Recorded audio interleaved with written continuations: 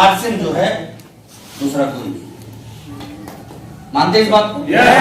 कौन से पैटर्न पे काम करती है दोस्तों? अब बात जब डायरेक्ट सेलिंग की आती है तो एक चीज तो आपको समझ लेनी है कि कोई भी चीज जब आती है तो अच्छी भी आती है, बुरी भी आती है, वो तय करना आपका काम है। उसके मापदंड है, उसके स्केल है जो कि तय कर देगा कि वाकई में वो कंपनी अच्छी है या बुरी है, वो कंपनी अपने उत्पाद बनाती है नहीं बनाती है। और यदि अपने उत्पाद नहीं बनाती है, दूसरे से बनवा के लेके आती है, तो वो सस्ता लाएगी या महंगा लाएगी? कैसा लाएगी? महंगा लाएगी। तो ये नेटवर्क मार्केटिंग कैसे लोगों के बीच में किया जाता है? अपने या दूसरे? अपने। इसका कुछ थॉट ठिकाना नहीं, वो आपका थॉट ठिकाना क्या बना सकता है, बता सकता है। इसलिए मैं आपको एक चीज क्लियर कर देना चाहता हूँ, आरसीएम जैसा कोई नहीं है, इसलिए कभी भी इधर उधर आप अपने दिमाग को ना लगाएं। यदि चाहते हैं जनरेशन वाइड सिक्योरिटी तो वो 80% कहाँ मिल सकती है? कहाँ मिल सकती है? कहाँ मिल सकती है? आरसीएम ने अपने अभी कौन सी वर्षगांठ बनाई थी? कौन सी? कौन सी?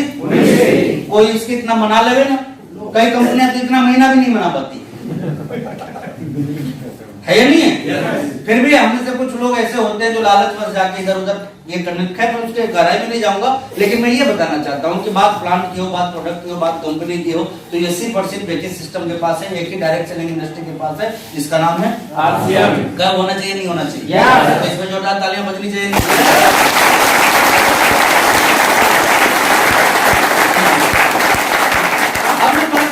जो काम हम आप कर रहे हैं, ये काम कैसा है? हमारे आस पड़ोस के लोग जो भी मानते, क्या उनके मानने से हमारी जिंदगी चल जाएगी? नहीं चलेगी, किसी की नहीं चलती। नहीं तो हमारे पड़ोसी तो बैठ के टाटा को भी नसीहत देते, ये सुनो, रिलायंस को कैसे चलाना चाहिए ये हमारे पड़ोस के आदमी बताते हैं।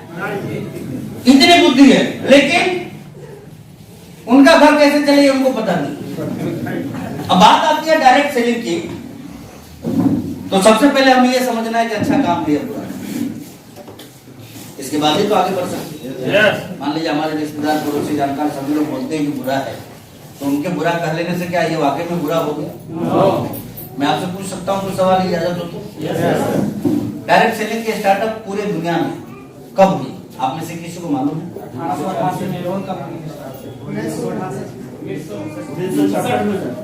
देखिए, हो सकता है आप में से बहुत सारे लोगों के पास बहुत जानकारियों में किसी की बात को काटता नहीं हूँ, लेकिन डायरेक्ट सेलिंग की स्टार्टअप वर्ल्ड वाइज 1959 में हुई।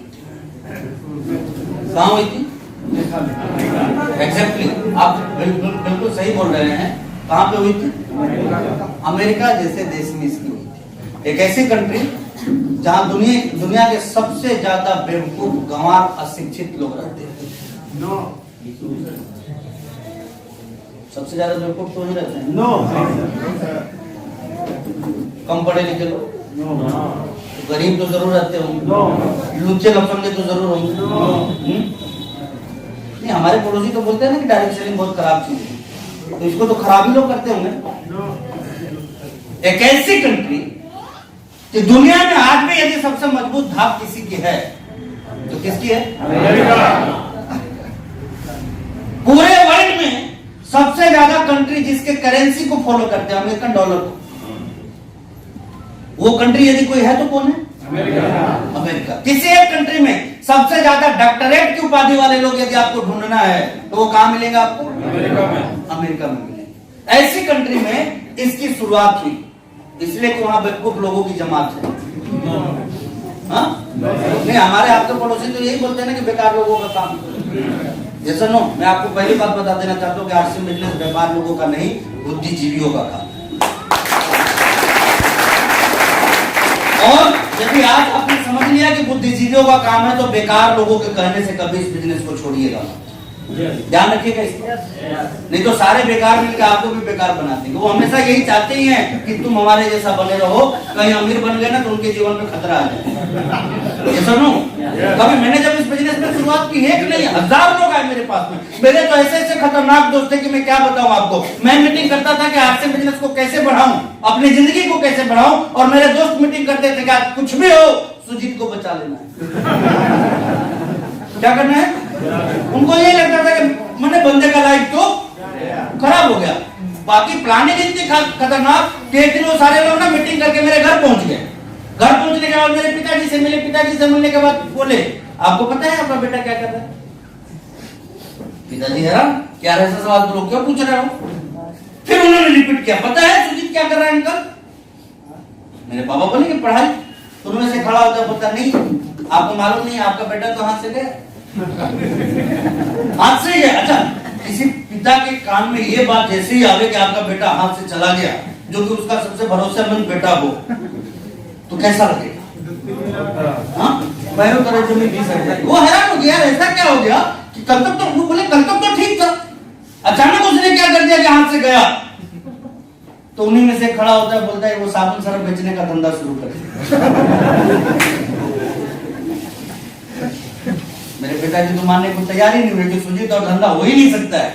दोस्तों ने समझाया कि नहीं बिल्कुल मैं पक्की खबर दे रहा हूँ, मैंने आंखों देखा है अंकल, भरोसा कीजिए हमारी बात पे। वो हार गए, हो ही नहीं सकता। बोले कि कैसे वो कर सकता है धंधा, कहां से पैसे आएंगे उसके पास? 50 रुपए पॉकेट खर्च मिलते थे मुझे महीने के, और हकीकत था उनका ये सोचना लाजमी था कि 50 रुपए पॉकेट खर्च पे धंधा कैसे हो सकता है। तभी मेरे दोस्तों में से एक खड़ा हुआ, बोला कि देखिए पैसे कहां से लेके आया है मालूम नहीं, लेकिन कर तो रहा है। अब उनकी शंका बढ़ गई, कहते हैं दिमाग में कीड़ा डाल दे तो शंका तो बढ़ती ही। इधर उधर वो दिमाग लगाए, फिर उन्होंने पूछा कहां से सामान आता है, दुकान कहां खोली है उसने? अब जैसे उन्होंने पूछा कि दुकान कहां खोली है, तो सारे लोगों के चेहरे, सारे दोस्तों के चेहरे के तोते हो गए। मालूम है क्यों? शुरुआती 4-6 महीने तो मैंने बताया ही नहीं था कि दुकान कहां पे आ सकती। किसी को, नॉट ए सिंगल पर्सन, किसी को नहीं बताया था कि दुकान का। थोड़ा दिमाग यूज करता था मैं। और मालूम है दोस्तों क्यों बताता था? ऐसा क्यों करता था मैं? क्योंकि जब मैंने इस बिजनेस की शुरुआत की थी तो मेरे घर से जो सबसे नजदीकी पिकअप सेंटर था ना, उसकी दूरी मात्र 135 किलोमीटर। कितनी?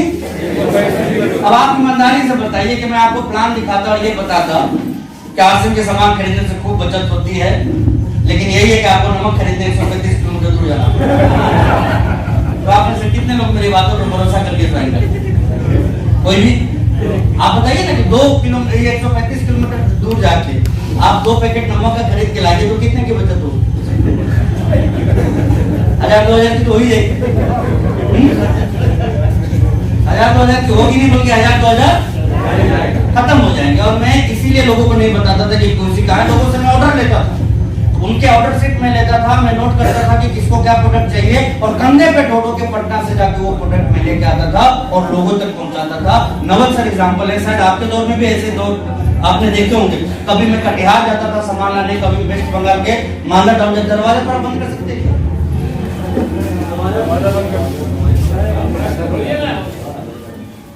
या फिर आवाज ही उधर बंद करवा दीजिए। चलिए कोई नहीं। तो मेरी जो सबसे नजदीकी दुकान थी उसकी दूरी कितनी थी दोस्तों? और इस वजह से मैं किसी को बताता नहीं था, मैं ज्यादा के सामान ले आके लोगों तक पहुंचाता था, क्योंकि मुझे मालूम था कि मैंने ये बता दिया कि दुकान 135 किलोमीटर दूर है, जाके आप खरीदारी करके बचत कर सकते हैं, तो एक व्यक्ति शुरू होने से पहले सही हो जाए। तो सारे लोग एक दूसरे को देखने लगे। उनमें से कहा देखिए दुकान उसने कहाँ खोली है मुझे मालूम नहीं, तो धंधा तो कर रहा है, सामान तो वो बेच रहा है। पिताजी बोले कि सामान कहीं तो रखा होगा उसने, लेकिन कोई बताने में असमर्थ रहा। तो फिर तुरंत सुप्रीम कोर्ट का नोटिस मेरे पास में हाजिर हो, बुलाया गया मुझे। और जैसे मैं कमरे में आया, खतरनाक दोस्तों को देखने के बाद मैं सारा मामला सुना। मुझे देखते ही पहली बार जिंदगी में उतनी अच्छी मुस्कुराहट उन लोगों के चेहरे पे मिली। सफलता की मुस्कुराहट क्या होती है ना, ये उस दिन मैंने उन लोगों का देखा। भरोसा था कि काम हो गया। उन लोगों को यही भरोसा था कि काम हो गया। मेरे पिताजी मुझे बिठाए और मुझे समझाने लगे, बताने लगे कि ये जो बोल रहे वो ठीक बोल रहे। मैंने बिना समय गवाए सीधे सीधे बोला कि हाँ ये जो बोल रहे वो ठीक बोल रहे, क्योंकि मुझे मालूम था कि आगे क्या बोले हो।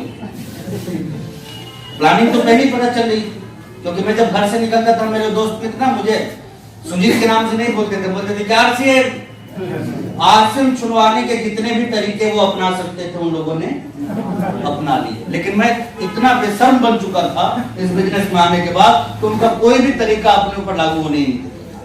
कुछ भी बोल लो, करूंगा तो मैं ईमानदारी से बताता हूँ दोस्तों, मुझे गर्व कब हुआ इस बिजनेस को करने का। शुरुआती दिनों में मैंने इस बिजनेस को किया, पैसा बहुत ज्यादा नहीं है, जैसा कि अभिनव सर बता रहे थे ना कि शुरुआती 2-3 साल इनके पास पैसा नहीं है, मेरे पास भी नहीं है, उतना भी नहीं है जितना कि मेरे पॉकेट से लग जाया करता था। लेकिन सबसे पहला गर्व आरसिम करने का मुझे ये हुआ कि जो रुतबा जो हुआ बना आरसिम की वजह से, मजा आ गया।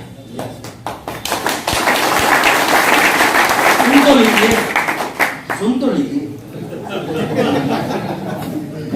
शोले के गब्बर सिंह से लोग जितना नहीं डरते थे उतना सुजीत सिंह से डरते थे। जिस रास्ते होके निकलता था ना, पत्तों के अलावा इंसान नहीं दिखाई देता। सबको मालूम था कि यदि पकड़ लिया तो छोड़ेगा नहीं, और जैसे ही उनको पता चलता था कि ये बंदा निकलने वाला है, सारे दरवाजे बंद। लोग घर में होते थे और जाने के बाद डर से बोल देते थे कि बोल दो कि घर में नहीं। मार्केट में जाता था, खाली बाजार का बाजार खाली हो जाता था, सारी बैठकें टूट जाती थी। चाय की दुकान, पान की दुकान वाले परेशान होने लग जाते थे, यार जब आप आते हो ना कितने लोग हमारे दुकान से भागते हैं। और भागे क्यों नहीं? एक लड़का था जो कल तक ठीक था, उसका दिमाग अब टाई लगा के सब्जी खरीदने जाते थे, टाई लगा। मेरे जाने से पहले तक सब्जी वाला खूब चिल्लाता था, ये इतने रुपए किलो, उतने रुपए किलो, उतने रुपए किलो। मैं जैसे ही जाता था अरे जीवन में इतनी शांति आ गई थी कि क्या बताऊं आपको। मजा तो पैसे नहीं आएगा उससे, लेकिन लोग डरने लगे। और इस चीज को देखने के बाद मोगेम्बो खुश हुआ। और ऐसे वाकई आपके साथ भी हो सकते हैं यदि ईमानदारी से आपने हासिल कर लिया। या तो लोग आपके साथ आ ही जाएंगे और या फिर इतने दूर हो जाएंगे कि जीवन में उनकी वजह से कभी कोई तनाव आपको नहीं। यस और नो? तो ऐसा कुछ मेरे साथ भी हुआ दोस्तों। ऐसे कर आके इस बिजनेस में मेरी शुरुआत हुई। जो बात मैं बता रहा था डायरेक्ट सेलिंग इंडस्ट्री की, कि आपके आस पड़ोस या दूर के रिश्तेदार क्या करते नहीं करते वो छोड़ दीजिए। मेरे पिताजी को लोगों ने समझाया, मेरे पिताजी ने मेरे से पूछा कि ऐसा आपको बोले वो सही है, मैंने